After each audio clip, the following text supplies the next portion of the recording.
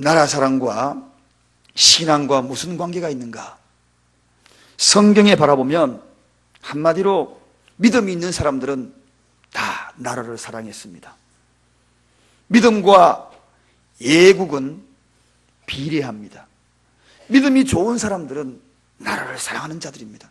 나라를 사랑하는 사람들, 기록된 사람들, 믿음의 선조들 다 바라보니까 다 믿음이 좋은 사람이었더라고요.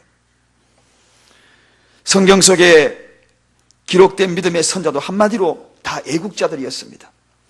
우리도 한번 애국자 한번 되어보지 않겠습니까? 성도가 애국할 수 있는 길이 뭘까요? 나라를 위한 기도입니다. 나라를 위한 기도.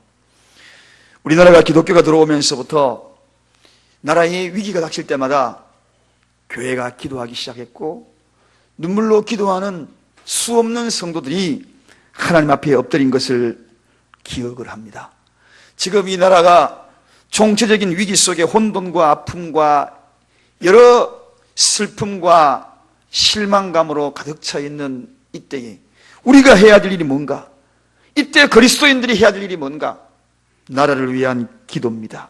모여서 쑥뚝쑥뚝 끓이는 것보다 부끄러운 과오를 들춰내는 것 그 이전에 책임을 따져 묻고 하는 그러한 모든 일들 물론 필요합니다. 그렇게 해야 될 사람들은 따로 있고 우리는 진정으로 해야 될 일이 있습니다. 그게 뭔가? 나라를 위하여서 하나님 앞에 기도하는 일입니다. 성도가 정말 해야 될 일은, 가장 중요한 것은 나라를 위한 것. 풀어도 하나님과의 관계성부터 풀어야 하는 것입니다. 이 나라가 여기까지 온 것, 그 배경에는 풀어야 될 과정들이 하나님과 우리 사이에, 하나님과 이 나라 사이에 있음을 우리가 알아야 한다는 것입니다. 오늘 본문의 이야기가 그 이야기입니다. 오늘 이 본문에 나타난 이스라엘은 바벨론의 침략을 당합니다. 나라를 잃어버렸습니다. 나라를 잃어버리고 포로로 잡혀갔어요. 그 가운데 한 사람도 잡혀갔습니다. 수많은 사람 가운데 다니엘이라는 사람도 바벨론으로 잡혀간 거예요. 잡혀가가지고 가전 수모를 당합니다. 나라 없는 서러움 얼마나 크겠습니까? 세월이 지나가지고 바벨론이 총리가 되었어요. 그런데 포로로 잡혔을 때도 다니엘은 나라를 위한 기도를 포기하지 않았고, 권력의 장에 있는 최고의 권자에 올랐어도 나라를 위하여서 기도하는 것을 멈추지 않았던 자가 바로 이 다니엘입니다. 이와 같은 이 다니엘을 바라보면서 포로로 잡혀온 이 다니엘이 어느 날 총리로 임명받는 것을 보니까 시기하는 사람이 많이 나타난 겁니다.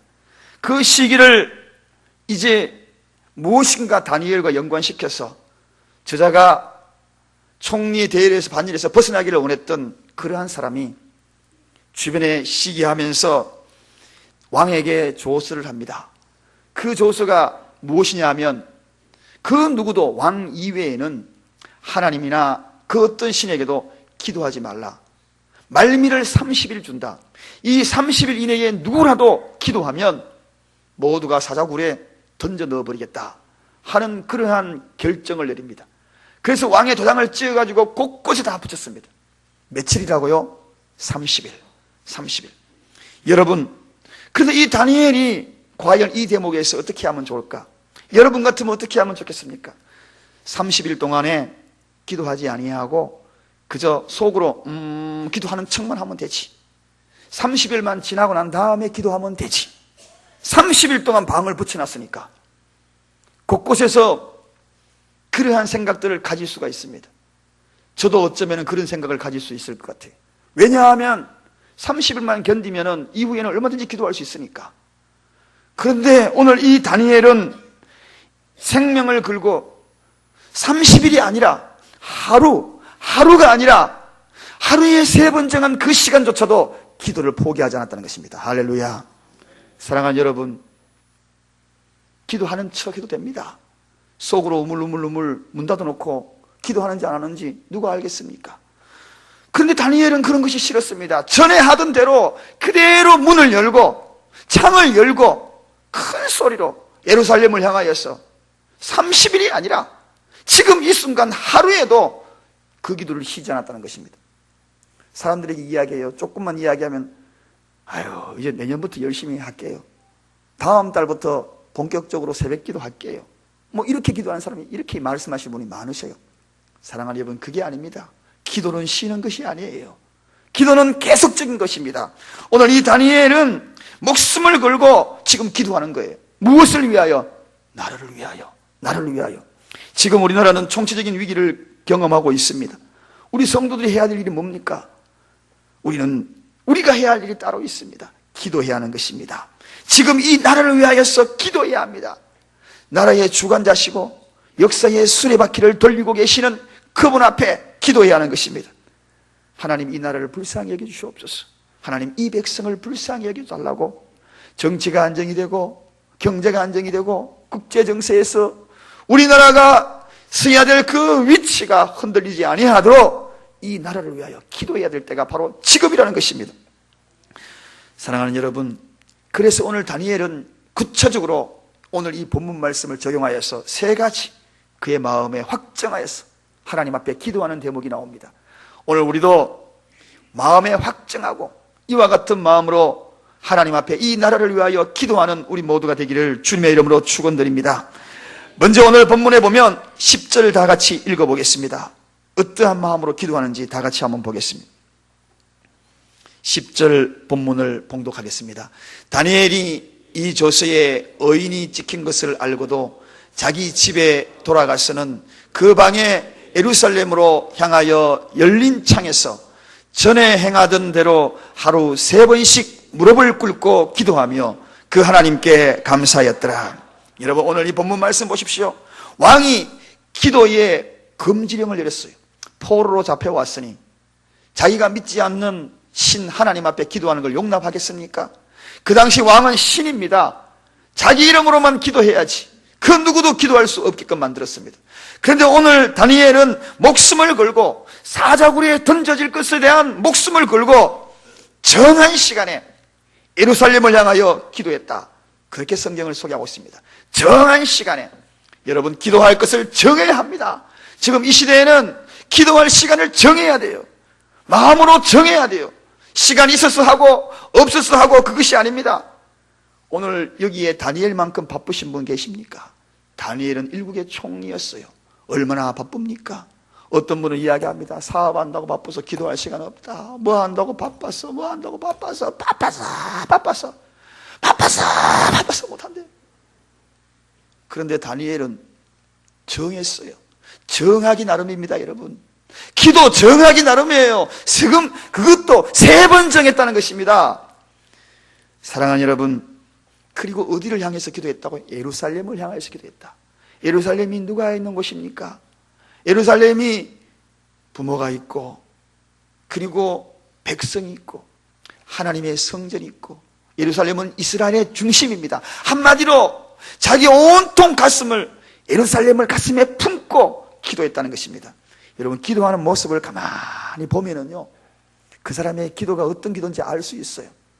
남편이 하나님 전으로 돌아오기를 기도하는 사람은 하다못해 남편 넥타이라 들고 와가지고 아이고 주여 우리 남편하고 넥타이 잡아 당겼다가 밀었다가 어떤 사람들은 구두를 들고 나와가지고 앞에 놓고 기도했다는 거 실제 그런 예화가 있지 않습니까? 틀림없이 기도할 때 자세 보면 어느 정도 알아요. 또 어떤 고등학생은 얼굴을 막 붙들고 비비면서 막 기도하는. 그래서 기도하는 자세가 얼굴에 분명히 그 이유가 있는 겁니다. 너 왜 그렇게 기도하니? 얼굴에 여드름이 나가지고 여드름 문지르면 없어질 줄 알고 기도하면서 막 다 이유가 있어요. 지금 다니엘이 창을 열고 예루살렘을 향했다는 것은 다른 말로 이야기하면 나라를 바라봤다는 겁니다. 그 나라를 향하여서 기도하고 있다는 것입니다. 언젠가 돌아갈 내 나라, 포로로 잡혀왔지만 언젠가는 돌아갈 내 조국, 그 조국을 위하여 지금 기도하고 있다는 것입니다. 사랑하는 여러분, 요즘 우리나라가 정치적으로 얼마나 혼돈 겪고 있습니까? 거기다가 여러 기업들과 함께 위기를 지금 당하고 있는 것이 틀림이 없습니다. 총체적인 위기감입니다. 비판하는 목소리도 많고 그리고 성도들도 많습니다. 그런데 정녕 우리가 해야 될 일이 뭔지 아십니까? 정녕 이 나라가 먼저 해야 될 일이 있습니다. 성도들이 먼저 해야 될 일이 있습니다. 그것은 하나님 앞에 엎드려 기도하는 것입니다. 기도에 부끄러움이 없는 자들이 성도가 되어야 하는 것입니다. 여러분, 다 같이 한번 따라하십시다. 기독교에는 국경이 없으나 기독교인에게는 조국은 있다. 여러분, 이 이야기가 무슨 이야기인가요? 복음은 국경 없이 전해져야 되는 것입니다. 저 공산국가도 아프리카도 에스키모인에게도 식인종에게도 국경 없이 복음이 들어가야 돼요. 그러나 기독교에는 조국이 있는 것입니다. 그 일을 감당하기 위하여 조국이란 배경이 없으면 그 일을 감당할 수 있을 것 같습니까? 내 나라가 없으면은 그런 일들을 우리가 할 수 있을 것 같습니까? 사랑하는 여러분, 믿음의 사람들이, 성경에 나와 있는 믿음의 선지자들이 왜 조국을 그토록 갈망하며 조국을 위하여 기도했겠습니까? 그런 일들을 감당하기 위해서 등에는 조국이라는 배경이 있어야만이 그 일을 감당할 수 있는 것입니다. 우리나라가 세계 선교의 2위를 차지하고 있지만 조국이라는 이 나라가 없으면 우리나라가 그 일을 감당할 수 있겠습니까? 그렇지 못하다는 것입니다. 예수님도 그래서 예루살렘 성을 바라보면서 눈물을 흘렸대요. 나라를 걱정하면서 가슴을 치면서 아파했다는 것입니다. 오늘 우리는 이 조국이 있기에 내가 존재한다는 사실을 알고 이 나라를 위하여 기도해야 합니다.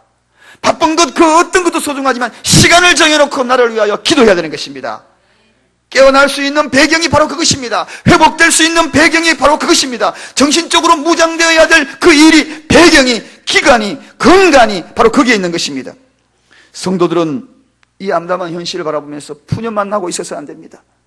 가슴 아파하고 실망만 해서는 안 됩니다. 이제는 우리가 정말 이 시점에서 해야 될 일이 있습니다. 기도해야 하는 것입니다. 나라와 민족을 위하여 기도해야 되는 것입니다. 시간을 정하십시오. 그래서 이 말씀을 묵상하면서 1부 예배 또 2부 예배 다 말씀을 드렸습니다.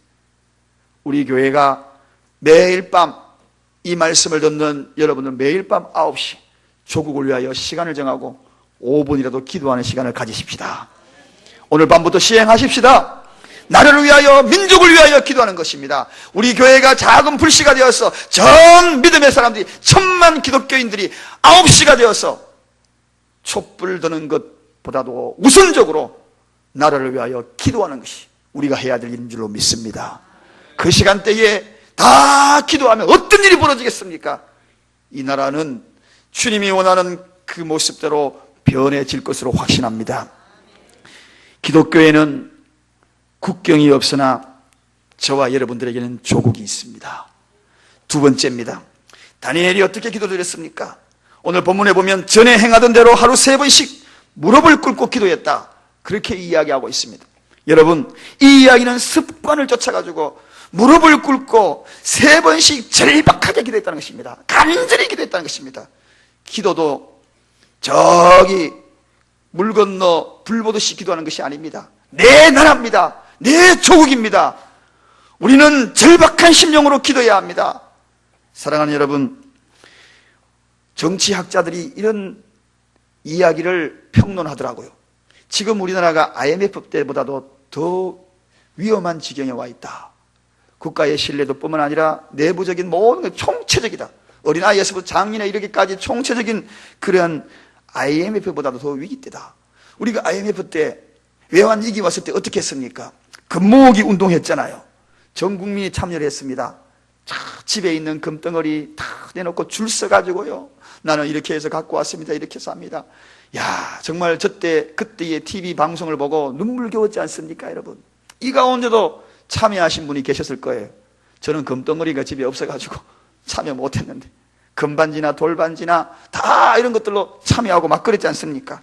그래서 우리나라가 정말 세계적으로 이 외환위기 당하고 난 다음에 가장 빠르게 극복한 대표적인 나라가 되어서 많은 외환위기를 당했던 나라들이 우리나라를 보고 배우는 그런 일들이 벌어졌지 않습니까? 그런데 여러분, 지금은 금모으기 운동으로 될 일이 아닙니다. 마음입니다, 여러분. 금 모아서 해결될 일 같으면 해결되지만 마음이 다 흐트러진 겁니다. 마음이 무너져 있습니다. 그래서 절박한 마음으로 하나님 앞에 기도하는, 그 마음으로 하나님 앞에 이 나라를 기도하는 그런 시간이 절대적으로 필요하다는 것입니다. 사랑하는 여러분, 그래서 저는 총체적으로 함께 기도해야 될 이 시간에 절박한 심령이라는 그 표현을 고민을 해봤어요. 어떤 것이 절박한 기도인가? 그 절박한 기도가 어떻게 해야 되는가? 여러분, 어떻게 하는 것이 절박한 기도인가요? 심령으로 드리는 기도입니다. 심령으로 드리는 기도. 여러분, 심령으로 드리는 기도가 뭔가요? 오늘 이 시대에 심령으로 드리는 기도가 절대적으로 필요합니다. 중보기도 하면서 저는 중보기도 교육을 지금도 화요일 날 7분이 중보기도 교육을 받고 있습니다만, 그 중보기도 하면서 심령의 기도 소개를 하고 있습니다. 심령의 기도가 뭔가? 한마디로 절박한 기도입니다. 절박한 일이 당했을 때 어떻게 기도합니까, 여러분? 내 자식이 지금 사경을 헤매고 있다면 여러분 어떻게 기도하겠어요? 저는 그런 경험을 해봐서 압니다. 아이가 사경을 헤맬 때에 절박하더라고요. 정말 하나님밖에 안 보였어요. 주여, 주여. 절박하게 기도했습니다. 시간을 정하고 절박하게 습관을 쫓아서 시간만 되면 달려가서 기도했습니다. 왜? 내 자식이 죽어가니까. 그 경험을 했습니다. 그게 심령으로 드리는 기도예요. 여기에 가장 깊숙한 곳에서 드리는 그 기도예요. 또 사업이 망해가지고 여러분 소생할 수 없을 때, 부도가 나고 사기를 당하고 모든 것을 다 잃어버렸을 때 여러분 어떻게 기도합니까? 절박하잖아요. 절박하잖아요. 가능성이 없는 겁니다. 저는 그 경험을 해봤습니다. 모든 걸 다 잃어버렸어요. 다 잃어버리고 있던 것 다 날려버리고 기도를 할 때에 금요철야 기도가 끝나도 상가교회다 보니까 이제 밤 12시 되면 문을 닫고 열쇠를 잠그고 가셔요. 갈 데가 없어요. 그것도 절박하니까요. 안 되겠다. 산으로 올라가야지. 밤 12시 돼가지고 절박하니까 하나님하고 산으로 후레쉬 하나, 랜턴 하나 들고 라이트 하나 들고 산으로 기도하러 가게 되더라고요. 그게 왜 그럴까요? 절박하니까. 저에게는 소생할 길이 없다고 생각하니까. 육체적으로 질병 당해봤습니다. 관절로 인해 가지고 정말 이제 한 달 훈련만 받고 끝이 나면 장교로 임관이 되는데 그 한 달 남겨놓고 마지막 훈련에서 제가 다리가 안 구부러지는 거예요. 다리가 구부러져야 되는데 그래 걸어갈 거 아니에요. 정말 절박하대요. 2년 동안 훈련받은 거 그거 어떡하겠어요. 이제는 모든 것이 숲으로 돌아간다. 교관이 이야기를 합디다. 마지막 훈련에 돌아올 때까지 네가 정상으로 돌아오지 아니하면 보따리 사가지고 집으로 가라고.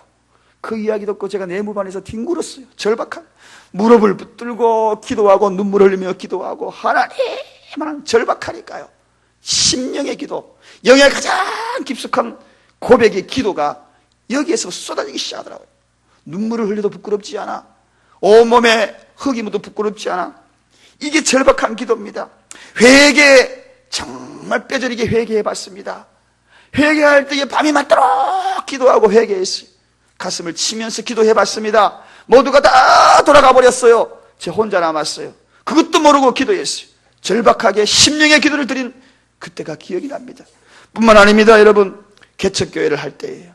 처음에 교회를 개척해놨는데 6개월 동안 한 명도 안 오는 거예요. 유학생 반주자는 있는데 세상에 6개월 동안, 여러분 6개월 동안 한 명도 안 오니까 제가 어떻게 기도하겠습니까? 절박하잖아요. 심령의 기도잖아요. 기도하다가 안 되니까 어떤 분 도나스 가게 하시는 분 그 열쇠 받아가지고 그 속에 해가지고 그분이 퇴근하고 난 다음에 또 기도하고, 새벽에 일어나서 기도하고 예배드리 기도하고 붙들고 기도하고 벽을 향하여 기도하고, 성부를 보지 않으면 안 되겠다. 절박한 기도, 심령의 기도 한 명이라도 보내달라고. 오늘도 우리 교회 2부 예배 때 한 명이 등록하였고 지난주도 한 명이 등록하였습니다만, 매주 이렇게 한 분 한 분 찾아오는 것, 여러분 우리 교회가 그래도 규모가 되니까 그렇게 오나보다고 생각하지만 그 영혼이 얼마나 귀한지 아십니까? 그 누군가의 절박한 눈물이 있었던 것입니다. 한 영혼을 향하여서 목 놓아 기도한 심령의 기도들이 있는 겁니다. 그러므로 영혼의 소중함을 저는 압니다. 얼마나 귀한지. 그래서 개척을 해보면 알아요. 한 사람이 오는 것이 얼마나 귀한지. 여러분, 우리 교회에 오신 여러분들은 주님의 절박한 마음으로 이곳에 오신 분인 줄 믿습니다. 그래서 보다듬어 주세요. 사랑해 주세요. 안아주세요. 눈물같이 흘려주세요. 함께 기뻐해 주세요. 여러분, 그렇습니다. 이 절박한 마음으로 기도할 때가 바로 지금입니다. 이 나라와 이 민족을 위하여 절박한 심령으로 기도하고 간구하고 엎드려야 될 때가 바로 바로 이 시간이라는 것입니다. 평상시에도 기도했지만 기독교인에게는 국경은 없으나 기독교인에게는 조국은 있는 것입니다. 하나님께서 때와 상황과 장소 이런 걸 묻지 아니하고 우리는 나라와 민족을 위하여서 기도해야 되는 것입니다. 유대인들의 기도 전통에는 오늘 본문에 소개된 것 같이 하루에 3번을 기도합니다. 9시, 12시, 오후 3시. 어디로 향하여 기도하는지 아십니까? 다 예루살렘을 향하여, 나라를 향하여 기도합니다. 전 세계에 흩어져 있는 이스라엘 백성 성도들이 유럽에 갔으면 유럽에, 저 미주에 갔으면 미주에, 아프리카에 갔으면 아프리카에, 거기에서 정한 시간이 되면은 나라를 위하여 기도합니다. 3번씩. 저는 실제 봤어요. 유학하면서 같은 클래스에 유대인이 한 명 있었거든요. 배낭에다가 오전 수업이 딱 끝나니까 뭐가 부시럭부시럭 하더니만은 착 끄잡아내는데 두루마리 흰 거. 그거를 쭉 굴리니까 쭈르륵 펴졌어. 그걸 가지고 무릎을 딱 꿇고 신발을 벗고 올라가가지고 나라를 향하여 기도하는 장면을 봤습니다. 여러분, 그러니 유대인이 강한 겁니다. 그 나라가 작은 나라지만 세계에서도 함부로 할 수 없는 나라가 된 겁니다. 보세요. 그렇지 않습니까? 세계 경제를 좌지우지합니다. 미국 경제를 좌지우지합니다. 요소마다 지능인과 지식인들이 배치가 되어 있어요. 그래서 이스라엘 나라가 아무리 작아도 경상북도만한 그 나라라도 함부로 미국도 건드리지 못하는 나라가 되었지 않습니까? 왜 그럴까요? 나라를 위하여서 방방곡곡에서 지금 기도하는, 정한 시간에 기도하는, 절박한 마음으로 기도하는 백성이 있고 국민이 있는 것입니다. 그러므로 나라가 든든한 것입니다. 할렐루야. 사랑하는 여러분, 우리나라가 바로 기도해야 될 것입니다. 여러분 얼마나 바쁘십니까? 정말 바쁘시죠? 그러나 이거보다 더 바쁠까요? 나라가 있고 내 사업이 있다는 거 여러분 아십니까? 사업 아무리 잘 돼도요, 외환위기 한번 닥치니까 어떻게 됩니까? 받았는 거, 수표 받았는 거 다 종이 조각이 되어버리지 않습니까? 나라가 망하면 그런 것입니다. 여러분, 아무리 바빠도 나라를 위하여 기도하는 시간. 교회도 마찬가지입니다. 여러분, 우리나라, 이 나라가 만약에 위기에 봉착하면 교회도 문 닫을 지경이 될 겁니다. 그런 경우가 얼마나 많습니까? 나라 빼앗겨버리면 교회도 없는 것입니다. 공부도 마찬가지예요. 제가 있었던 교회에 정말 공부 잘하는 학생이 있었어요. 중학교, 고등학교 계속 1등. 대학교도 장학생으로 들어갔어요. 그런데 대학 졸업하고 난 다음에 유능한 대학교, 명문, 소위 말하는 명문 대학교 나왔는데 지금 뭐 하고 계신지 아십니까? 서빙하고 있습니다. 식당에 가 그릇 닦고 있어요. 그렇게 뛰어나고 늘 1등했던 그 학생이 전번에 가가지고 소문 듣기로 이야기 들으니까 식당에서 그릇 닦고 있대요. 왜 그런지 아십니까? 영주권이 없어서 그래요. 졸업은 했지만은 취업할 데가 없는 겁니다. 왜? 국적이 거기에 머무를 수 있는 불법 체류자니까. 갈 데가 없는 거예요. 여러분, 나라가 얼마나 중요한지 아십니까? 공부 아무리 잘해도 나라가 없으면 써먹을 데가 없는 겁니다. 그러므로 이 나라, 이 현실 어디에서부터 실마리를 풀어야 하는가? 모든 실마리는 하나님과의 관계성에서 풀어야 하는 것입니다. 하나님과 관계. 오늘 그래서 그 하나님과의 관계를 어떻게 풀어야 되는가? 이 나라를 위하여 기도해야 되는데 어떻게 풀어야 되는가? 소중한 것이 있습니다. 3번째입니다. 3번째는 공동체적인 회개의 마음으로 하나님 앞에 기도해야 한다. 즉 집단적인 회개가 필요하다는 것입니다. 여러분 잘 들으시기 바랍니다. 이스라엘 백성이 나라를 잃은 이유가 어떻게 됐다고 성경에 소개되고 있지 않습니까? 바벨론이 왜 이스라엘을 쳐들어왔는가? 거기에는 성경에는 이렇게 이야기합니다. 하나님 말씀에 이스라엘이 불순종했으므로 바벨론을 들어서 하나님의 심판의 막대기로 사용하였다. 그렇게 성경에 소개하고 있습니다. 하나님의 심판의 막대기로 바벨론을 들어서 이스라엘을 침공하게 하여서 불순종했던 이스라엘들에게 집단적인 회개, 공동체적인 회개를 하나님이 요구했다는 것입니다. 성경에 보면 한결같이 나라가 문제가 생기는 것은 다 집단적으로 회개하는 것을 보게 됩니다. 그 누군가의 회개 한 사람만 일어날 것이 아니라는 것을 보여주고 있죠. 한마디로 나라가 불신앙에 빠져 있다는 것입니다, 여러분. 본문의 배경에 이스라엘 백성들도 바로 그러한 현실입니다. 근본적인 원인은 하나님과의 관계라는 것입니다. 교회도 하나님과의 관계가 무너지면 나라가 혼란스러운 것입니다. 기독교인들이 범죄자가 60%라는 것 여러분 알고 계시지요? 기독교인들이 범죄자가 60%입니다, 여러분. 집단적인 회개가 필요하다는 것을 보여줍니다. 그 내용이 역대하 7장 14절에 소개하고 있습니다. 우리 다 같이 역대하 7장 14절에 다 같이 한번 읽어보겠습니다. 다 같이 읽겠습니다. 내 이름으로 일컫는 내 백성이 그 악한 길에서 떠나 스스로 겸비하고 기도하여 내 얼굴을 구하면 내가 하늘에서 듣고 그 죄를 사하고 그 땅을 고칠지라. 여러분, 누가 하나님 앞에 기도합니까? 백성이 하나님 앞에 기도할 때에, 백성이 악한 길에 돌이킬 때에, 기도할 때에, 내가 내 얼굴을 구할 때에 내가 하늘에서 듣고 그 죄를 사하고 그 땅을 고치리라. 그 나라를 고치리라. 백성이 우리 모두의 총체적인 회개가 필요하다는 것입니다. 집단적인 회개가 필요하다는 것입니다. 이 나라 구석구석에 한번 가보십시오. 범죄가 범람하고 있습니다. 사랑하는 여러분, 하나님은 어디서 보시는가를 알아야 합니다. 하나님은 항상 정면에서 보지 않습니다. 하나님은 항상 측면에서도 보지 않습니다. 하나님은 항상 위에서 보십니다. 위에서 보십니다. 위에서 보실 때는 높은 빌딩이나 낮은 빌딩이나 다 똑같이 보입니다.